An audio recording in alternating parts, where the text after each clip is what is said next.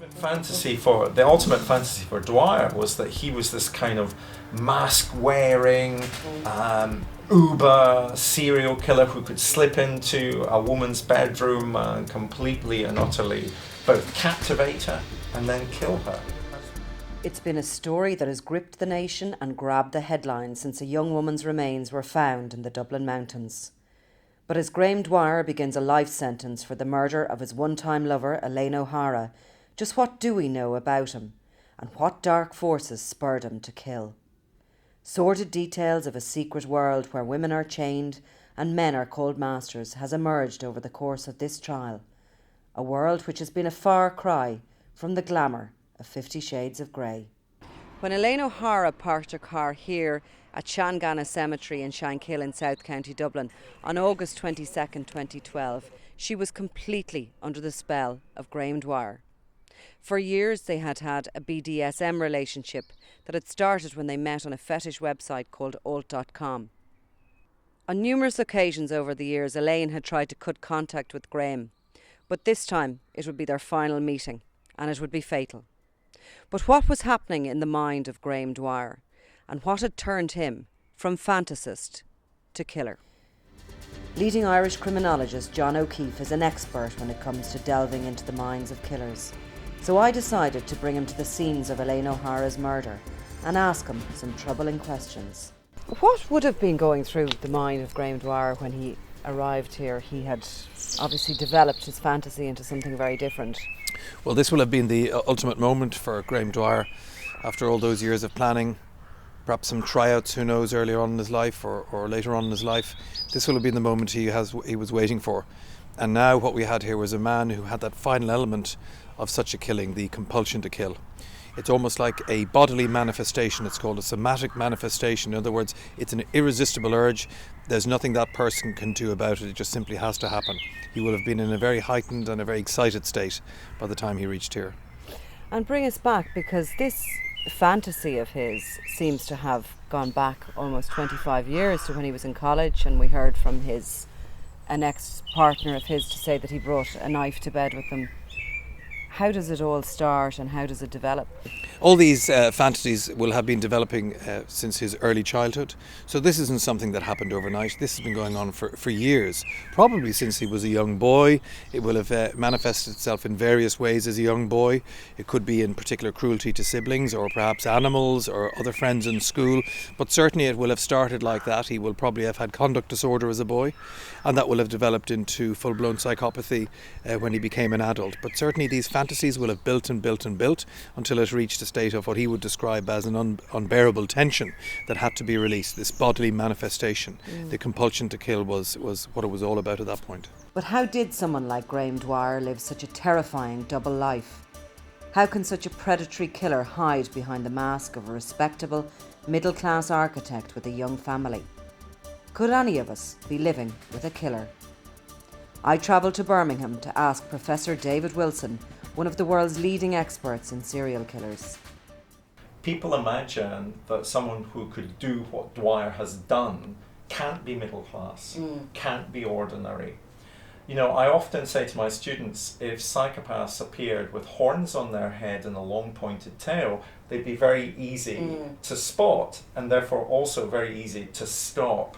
Remember, the most prolific British serial killer in our history was the trusted, respected local GP, Harold Shipman, and therefore he was ordinary, he was middle class, he had the perfect disguise for someone who wanted to do what he was going to do. Even with the perfect disguise, would he have acted any differently in his ordinary day-to-day life in the run-up to the murder?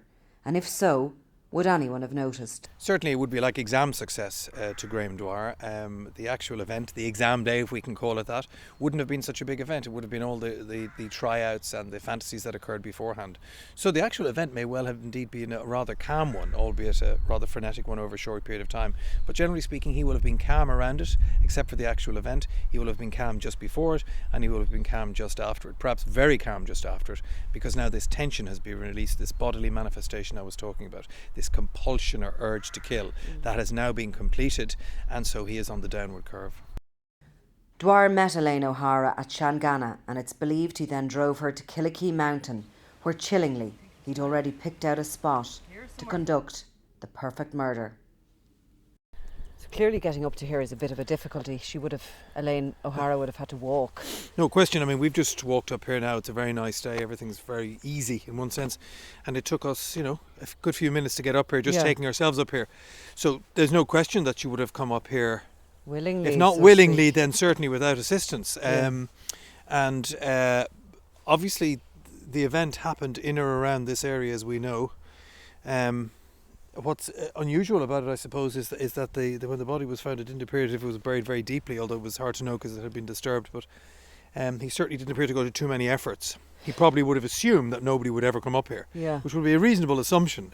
Because it is a very remote area. Very remote, just off the... But given what you know of Graham Dwyer, of his personality, his disordered personality and the nature of serial killers, would you have expected that he may have revisited this site at any point? Oh, I don't think there's any doubt but he would have revisited it, not just in order to make sure he'd committed the perfect crime, but probably to leave his signature, whatever that would have been. So it might have been removal of another bone or a limb of the body. Very often the heads, arms and legs are removed and replaced elsewhere, or just taken away and destroyed.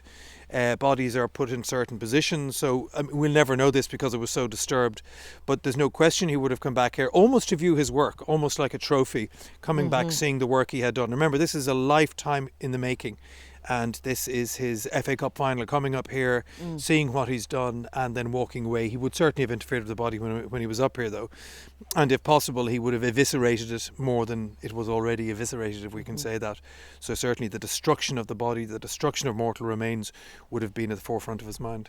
We will never really know if Dwyer took a trophy of his murder or indeed returned to Killikee, but we do know that he had fantasised about it in his writings, and in particular in a document called Killing Darcy, in which he brutally stabs and rapes a young woman and then sodomizes her body over and again. I got a knock on my door from a detective from the Major Crimes Unit, and apparently one of the men that I talked to online ended up being suspected of murdering a woman. This is Darcy Day from Maine in America. She was being groomed by Dwyer, and like Elaine O'Hara, was suicidal and involved in self-harm. Unlike Elaine, she lived to tell the tale.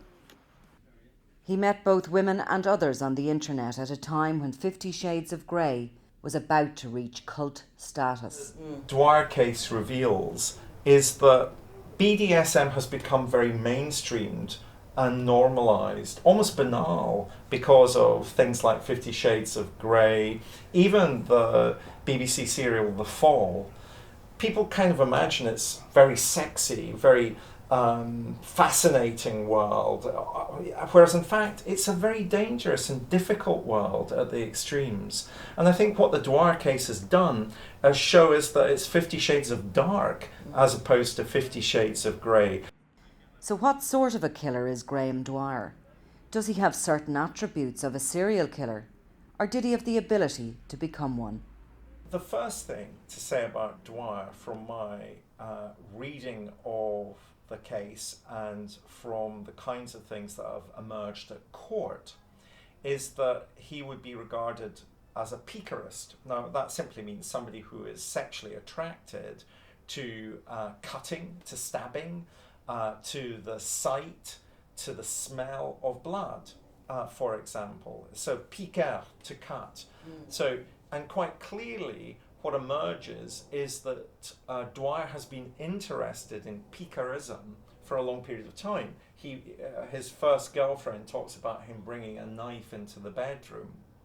Then we've got this strange thing happening, Nicola, whereby it's what I always explain to my students, that if that's your fantasy, and picarism is part of the repertoire in BDSM, but if that's your fantasy, and initially the fantasy is all about a knife being in the bedroom, well, after a while that doesn't work for you. It's no longer fantastic, it becomes ordinary, and therefore the fantasy has to move on, and it will develop and mature and refine. So the fantasy moves from the knife being in the bedroom to the knife being on the bed, to the knife actually being in his hand, to then the starting of cutting or stabbing, until eventually, of course, he's fantasizing. The ultimate fantasy will be to stab and to kill. The fact is that Graham Dwyer could have got away with the perfect murder, but on an unnaturally hot summer, at the same time that Elaine's body was discovered, other items he thought he had dumped began to surface. So what do we know? This was the third crime scene. What do we know about this area here in Roundridge? Well, what's interesting is, again, it's relatively isolated, but it's miles away from the crime scene, of course, so these two are not going to be linked up. But again, it has the same advantages as he would have seen it, an ability to dispose of all the evidence very cleanly, very simply, with no trace, or so he would have thought. And indeed, in another world, he would have got away with the perfect crime. If he hadn't been caught, what could Dwyer have become? He spoke about hunting women while walking in the mountains and driving around in his car. But the experts believe he was still building up to that when he was caught. Graham Dwyer was stopped in his tracks as he developed into a serial killer. I think it may very well be that and in fact most of the serial killers I've worked with, they start quite small and then they evolve. And by the time that they're caught, they're so operating in another moral universe that people will often say to me, oh, they were trying to be caught. And I go, no. It's just that they were so filled with their own self-importance and power that they thought they could get away with everything. Now, often there's large gaps between murders in sequences of murders, and those large gaps become narrower and narrower towards the end of a killing cycle.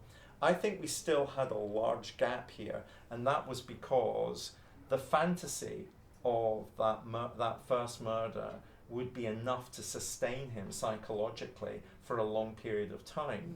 Would he have gone on to kill? Would that fantasy have been enough for him just to have killed once? No. I get the impression that if he hadn't been caught, that evolution of fantasy would still have continued.